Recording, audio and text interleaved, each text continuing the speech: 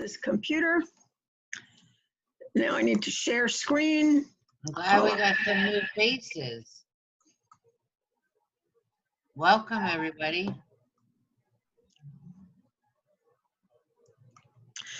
Okay, so I am called up my slides. I am trying to put them on full screen, which takes a minute after they come up. And so you will not be seeing me. If you have a question, turn on your microphone and interrupt to ask it, okay? Otherwise, keep your microphone off so we don't hear background noises. How do you do that, Doc? How do you do that? You put a red, you click on the microphone. The microphone muted? Okay. There you go. You've done it. Good. Okay, so business communications live session number 3. I'm going to use the same format that I've been using, which I'm going to review the week that just ended. I'm going to talk about what's due for this week. I'm going to give you a brief preview of what's due in Module 4. And then I am going to review the articles that you're supposed to read for this week. They're a little bit more confusing and challenging than the textbook, so I'm going to review those articles. So that's what the agenda is for tonight. Okay, so for discussion 2.1, you had to pick an appropriate article or video. You needed to summarize it, apply it somehow to the workplace. You needed to use both a citation and a reference. It tends to be that when people make a mistake, they only have the reference and they don't put the citation in the write-up. And that you posted replies to at least 3 people that added value to the discussion. 2.2 was an important one because that was your proposal for your project for the class. And you were just really talking about what company you were going to use, talk about what resources you were going to use to research the company, and what was the investigation you were going to be doing, and how are we going to do research. We're going to research the company, the industry, or the topic. You need to do more than talk to people or use your own experiences, so you need to do some research. And you needed to submit the plan. If you have not submitted 2.2, at least send me an email that tells me what you're planning to do for 2.2. And that really is the project proposal. The papers went back about an hour ago. I think I sent them about 5:25 this afternoon, the feedback on the papers. I do want to say that the 2 highest grades in the class were the 2 of the people who have been attending these sessions. So good work. You needed to review your results for all 3 of the assessments. And the assessments needed to be basic personality, Jungian profile, also known as Myers-Briggs, and finally, emotional intelligence. It was not to do all 3 in a row, because if you did that, you did are you type A or type B rather than emotional intelligence. You also needed to discuss the impact of finding out those results on your workplace and develop an improvement plan. You needed to write clearly and concisely. That means not using extra words, unnecessary words, cliches, etc. And you use the textbook as citation and reference. And again, we have the problem of people using the reference, but no citation. I am sending back papers. Unfortunately, I can't do a screenshot to show you where the return papers are because my screen doesn't look the same as yours on that. But review the return papers so you can avoid repeat errors and issues. Check your spelling and word usage, double space your paper, and try to use headings. Headings help improve readability. It also shows me at a quick look that you've covered everything that you're supposed to cover. And one of the things that I don't want to see is an entire paper in 1 paragraph. Any questions on Module 2? You may not have had a chance to download your papers yet since I said they've only got back to you about an hour ago. Okay, current week, Module 3. You have a quiz on Friday, And as I said, I will be going over those readings later on tonight. Your discussion, your initial postings due by Thursday. Share your results and your styles. So one of the things I said last week was make sure that you'd have your results and you saved them because you needed them for Module 3 discussion. I'd hate for you to have to go back and redo the assessments. You may have some of that in your paper as well. So share what your results were, talk about your styles. Discuss your preferences. You know, how do you learn new things? How do you get exposed? Is your preference to learn new things? Is it to get exposure to different parts of the organization? Is it to be promoted? Is it to be more involved? Is it to get recognition? What is it that is important to you? Then for your reply postings, you are going to send an invitation to 3 different people to attend a meeting about doing a 4-day work week. You are not going to write the same message to everyone. You're going to refer back to their style, and you're going to pick up on the things that they said they like to do. You know, if they said, I really want to get promoted, you can say, you know, being a part of this team might get you exposed to get promotion. So pick up on what they say. And again, use citation and reference, and just using the assessment is not enough. You need to either use the textbook or something else as a citation and reference. Any questions on discussion? What is this, 3-1? Okay. Your paper. You have just been promoted to CEO of Milliford Labs. What does Milliford Labs do? I have no idea. It doesn't matter what they do. But Milliford Labs, in the past, we assume they're manufacturing because it talks about that they used to have a lot of patents and a service company wouldn't have that. But they have had less new products in the last year. In the past, they were more likely to have 6 new products a year or new patents, and last year they had 2. So as CEO, you need to figure out how to turn this situation around. One of the things it says in the scenario is that there's a corporate retreat. Use that retreat. Everybody's going to be gathered, so use it to help you turn around the situation. You're going to look at change models. You're going to pick one change model. And again, I'm going over that because it's part of the Module 3 readings. Pick one of the change models and figure out how you can use it. Then you're either going to use the retreat or you're going to communicate or create a plan for how you want to increase new products. Think about who in the organization needs to be involved. The reality is that not everybody in the company is involved in new product development. Some may not even know what your products are. So don't say, I want everyone in the company to be involved in new product development unless you're going to consider using something like cross-functional teams. And consider how are you going to encourage this motivation. Saying to them, you will have this number of new products this year is not a motivator. You know, what are you going to do to encourage people to produce ideas for new products? So that is the key part of the Module 3 paper.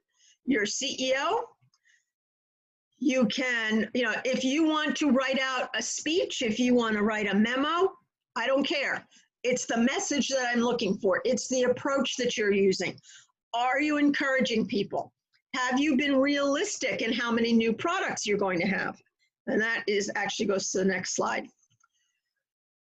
Most companies can't develop more than 6 products a year. So 1 a month is not realistic. I've actually gotten papers in the past that said, we will develop 1 new product a week. Seriously, 50 new products are going to be introduced this year? Last year you had 2, and this year you're going to have 52. Think about it. Be realistic. The company that I worked in for years, 1 new product a year was all we could handle. So our products were involved, so it took a lot of time. So be realistic when you are saying what your goal is. Think about how to motivate staff. Be realistic. Suggestion boxes, excuse me. Well, I'm not going to say it that way. Suggestion boxes are terrible. Usually what happens with a suggestion box system is people put in crazy ideas. They think they're fun. And unfortunately, oftentimes a manager is responsible for dealing with these ridiculous suggestions. In a company that I worked for, I was the head of marketing, and everybody in the company seemed to think they had the best ideas for marketing. I spent a day a week answering questions and telling people why I was not going to implement their idea. What a waste of my time, because it was silly things that they thought were fun. You just don't do that. So consider how you're going to motivate them and be realistic about what it is you are going to motivate them towards. An idea is not going to be something that you want to reward people for. An idea that turns into a product is something that you might want to motivate people for. I already said about citations and references. I said previously, you want to double space, you want to use headings. And I've had papers in the past where people have said, well, in the past, we have got all new product ideas that have gone through managers, department heads, so we're going to do that again. It didn't work, so why are you going to keep doing it? Einstein's definition of insanity is doing the same things over and over again and expecting different results. So don't keep doing it the same way. Change it up. Reminder that for quizzes, you have one attempt and it's locked at 11:59 p.m. on Friday. Papers are due on Sunday at 11:59 and the Dropbox locks. I cannot unlock the Dropbox. So if you are running late, make sure you copy the assignment before it locks. If you are a little bit late, just send me an email attachment and you're fine. If you're going to be really late, there's a 10% penalty and you still need to submit it via an email attachment. The discussion area, as I said, locks at I say papers lock. Discussion area also locks at 11:59 p.m. on Sunday and I can't open it up. Use sample papers. I gave you 2 sample papers for this week. They were in announcements on Monday. Do not copy any part of the sample paper. Let me repeat that. Do not copy any part of the sample paper or there will be no more sample papers. And I can tell you, I know you're going to want the sample papers for the final project paper. So don't copy any part of the sample paper.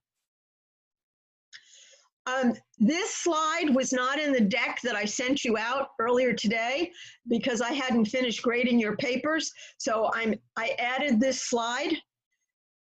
Avoid unnecessary adjectives like very, pretty, and great. If you say something is critical, putting the word very in front of it doesn't make it any more critical. The one that always makes me laugh is unique. If you say something is unique, it means it's one of a kind. So what does very unique mean? So avoid those unnecessary adjectives. Superlatives are rarely true and difficult to prove. There were several papers this week where people wrote things like, I have always been someone who rewarded other people. Really? You did that in nursery school? Or I will never do this. How do you know? What's the old saying, never say never? These superlatives get rid of them. They don't help, they add nothing. I can't believe how many papers still don't have names on them. Please make sure your name is on your paper. Use paragraphs, white space, and headings. I already told you that. And the textbook I've certainly said enough times. Any questions on anything due this week? Go ahead, Chester. Take off your unmute your microphone. So for the posting, I want to talk to you that after class, okay? Okay. Okay. Thank you. You're welcome. Just briefly, Module 4, there's a quiz on Chapter 6. There's a discussion on online meeting challenges and email challenges. It's one discussion. You're talking about both in the same one. And the paper is on delivering difficult news. And obviously next week, I will go over this in detail. So the readings and the videos. This is what your quiz is for this week. There is if you haven't already seen the Nancy Duarte video, it is a TED Talk, and I think TED Talks are among the best videos out there. So she talks about how do you influence an audience? How do you put emphasis on what your message is and focus your presentation? What she did was she studied some famous speeches, the most famous of which were Martin Luther King's I Have a Dream and John F. Kennedy's inaugural address. So what she saw was a pattern. And the pattern was you talk about what is and what could be. You go back to what is and then what could be. And if you follow Martin Luther King's I Have a Dream speech, he says, I have a dream that someday, and he keeps using that cadence, and he constantly talks about what could be, going back to what is and what could be, and creating a new norm. So this is a very interesting video. I know in the past there's been at least one question on the quiz about Duarte, and I think these are the key points of the Duarte video, the cadence, the what could be, and what is.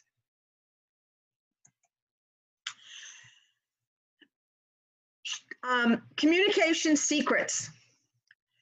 Talking about you look for moments of crisis to change behavior. Well, have you ever seen a bigger moment of crisis than we're in right now? And one of the things we're not seeing enough of is changing behavior. My brother works for New York One News in New York. It's the equivalent of Bay News 9 here.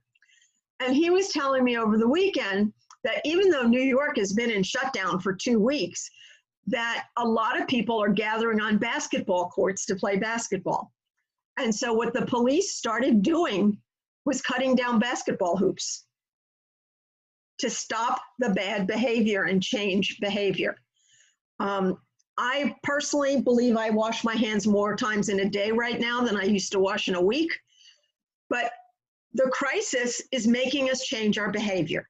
We're working from home. Kids are home. David mentioned earlier, he's trying to stay home to help keep his mother healthy. Lots of people are doing things like that. They're changing behavior because of a crisis. People are doing shopping for neighbors. I saw something last night that was one of the things that to me was the most heartwarming thing I've seen. Let me get the guy's name. I have it written down somewhere. His name is Christopher Austin. He owns a family business and he operates out of 4 garages on his property. It's mostly his family, some neighbors, and some volunteers. They invented a helmet that doctors are saying may be better than ventilators because they don't have to intubate people. It's this helmet, it looks like an outer space helmet, but they plug the wires into the wall to deliver oxygen. So Christopher's company in the past has been able to produce 100 hoods a week. Well, they want to do 5,000 a day. They didn't have the money to do it. I'm assuming this is Richard Branson because they only said the CEO of Virgin Galactica, and that is Richard Branson. Paid the bill to get him the machines he needs. The machine company called him and said, your bill is paid and we're going to ship the machines tomorrow. These hoods cost $162 each before the crisis. The new price is $162. And here's the best part. He is willing to give his technology away to any company that says that they will develop these hoods. Is that the best story about changing behavior? I mean, so many people are raising prices. You know, people are not willing to give away their proprietary information. And here's this guy who says, oh my God, if you can do it and you can make these hoods and we can save lives, just take my technology. So communication secrets are also about being truthful. Create a vision to share with people. When people know why you do something rather than what you do, they're much more likely to follow you. Use the right vocabulary. Show passion. People who are passionate for what they do, people are much more likely to believe they're good communicators. Focus on relationships. Last week we talked about emotional intelligence. Be aware of how you come across. Share your knowledge. There's another article on 4 styles. There's so many different things on 4 styles. Your Jungian profile was 4 styles. There's a whole bunch of things on 4 styles. This was an article that used the 4 of intuitor, thinker, feeler, and sensor. Thinkers like to analyze. They're cautious, precise, and questioning. Feelers are encouraging. They're sharing. They're patient and relaxed. Sensors are competitive, results-driven, purposeful, and determined. Intuitors are sociable, extroverted, enthusiastic, and persuasive. And while most of us have one dominant style, we usually have a little bit of the other styles as well. And sometimes we have 2 equally dominant styles. Intuitors. They see the big picture. They're dreamers. They're uninhabited. They love concepts over facts. They love to jump from topic to topic. These are the people who create new products, create new ideas. I'm guessing that this Christopher Austin is an intuitor. He's a dreamer. He thinks of the big picture. He found a way to do something better. Thinkers are logical, objective, systematic, factual, accurate. I want my doctor and my accountant to be thinkers. And let me, if you don't already know, one style is never better than another style. It's just different. And in reality, we need all styles. Feelers. These are the people that you want to be your nurses, your teachers, your human resource people. They like harmony, sensitivity, empathy. They love to people to give them approval, and they like connections. A company I was in years ago, we did one of these kind of style things, and we all kind of posted on our doors what our style was. And my team, the marketing team, was almost all the intuitors. And they said to me, do you ever wonder why we never get anything done? This is why. We're all just thinking and creating. We're not doing anything. And the HR person, her profile was totally in the feeler area. And she said, hey, I'm in human resources. It's okay. Sensors, they're pragmatic, action-oriented, they look to the facts, they're focused on the present, whereas your intuitors are focused on the future, and they're to the point. These are the people who get things done in organizations. Intuitors may not, because they're always thinking outside the box. So the styles again, the intuitor, they present board. I don't remember what that means. They have to see things in beautiful pictures. Thinkers speak in bullets. Feelers go slow and don't come on strong. And sensors are direct and succinct when they're communicating. To determine a person's style, observe and listen to them. If somebody says, I feel what you're saying, they're feelers. It's pretty easy to figure people out. All right, leadership styles. There's all kinds of different leadership styles. The one in the article is coaching, democratic, coercive, affiliative, authoritative, and pace setting. Coaching develops people. Democratic builds consensus. Coercive demands compliance. Affirmative creates emotional bonds. Authoritative provides direction. Pace setting is follow the leader. So if somebody's a good manager, they're probably going to be coaching and democratic. Coercive people say what they want you to do and expect you to do it. They demand that you comply. Authoritative people provide direction, provided strongly, but they don't force people. So all the different styles can work at different times. There's not one style that's best. It depends upon what it is you're trying to do. Okay, change management. Change is in your paper for this week. So I'm going to present you several different change models. The first 2, I think, are the most popular, most frequently used, and the other ones I'm going over mostly because they're in the article, and if it's in the article, it could be on the quiz. So Lewin is one of the most popular change models. Lewin talks about unfreeze, which makes people ready to change, change, which means executing change, and refreeze, which means solidifying change. So my personal opinion, Lewin's model has been around for a long time. I believe in today's current organization, we probably ought to be refrigerating rather than refreezing, because change is so constant that if we freeze it every time, it takes longer to unfreeze. But these are the 3 steps. First, you have to be ready to change, then you have to make the change, and then you have to solidify the change. The other change model that I like, and I actually like it better than Lewin, okay, why is this not going, is Cotter. The reason I like Cotter better is it has steps in it. So the first thing to do is increase urgency. Then you build your team, then you get the right vision, which Cotter calls creating a climate for change.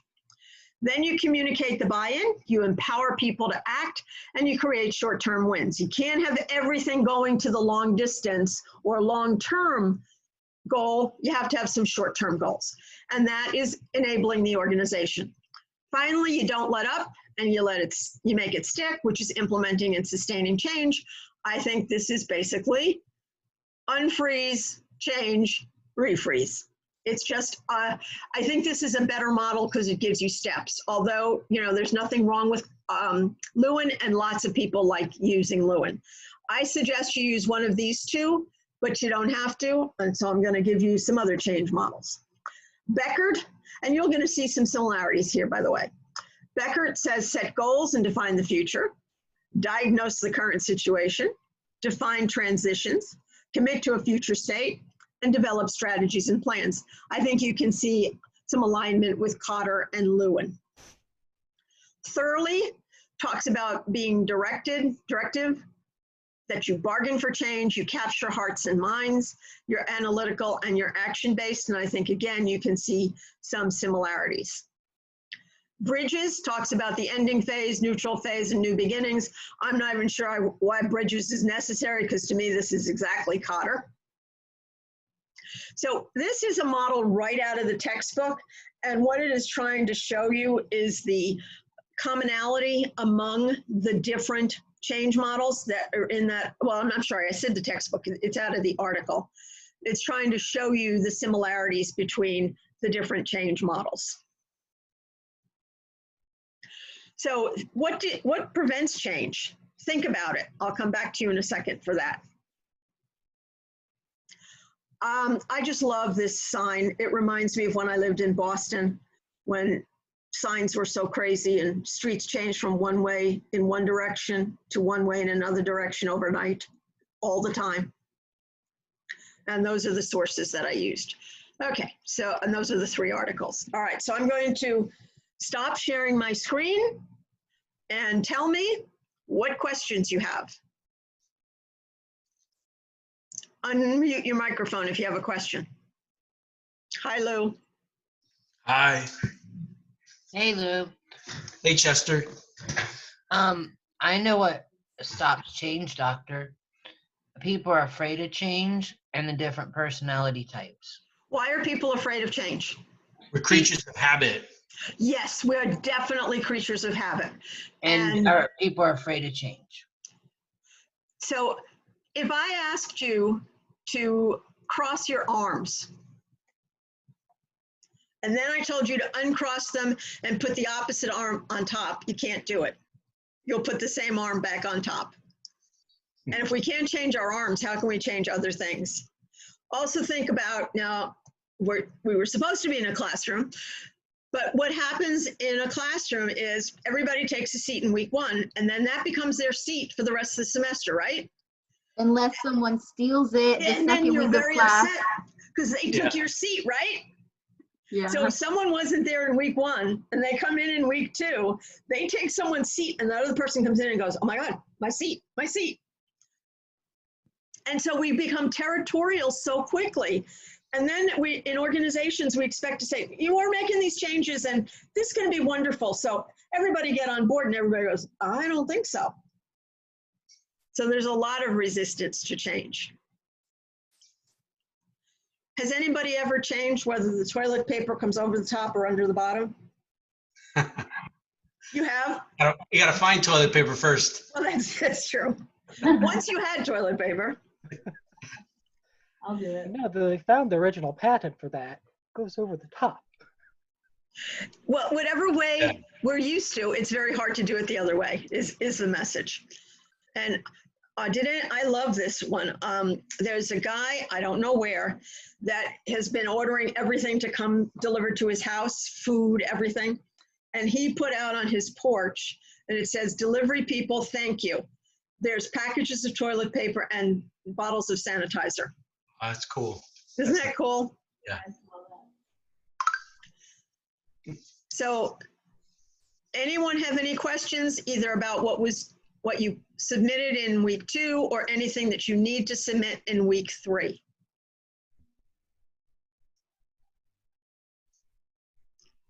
It's that clear? Well, with the new products, is there a drop in the profitability of the lab, the Milford lab? Because if they're still making the same amount of profit on less new inventions, then it's really not a problem. Well, the CEO sees it as a problem. He wants that because they have less new products means less patents, and so he feels that their future is based on having more products. So keeping it the status quo is not an option. You just have to determine the best way to make the changes. Okay. Krista, any questions? No. Holly, you good? Yeah, I think so. Okay. Lou, I know you came a little bit late, but are you Yeah, okay? sorry. Good. All right. Okay, I will have this video up tomorrow, so you'll be able to listen to the beginning of it. But I went through some things about the week 2 assignment and some preview on week 3. Natalie? I'm good. David? Okay. Well, I hope this was valuable. If there are no other questions, I'll see you next week. And Thanks, online. Allison. Bye. Thank you. You're welcome. Good night. Thank Night. you. Bye.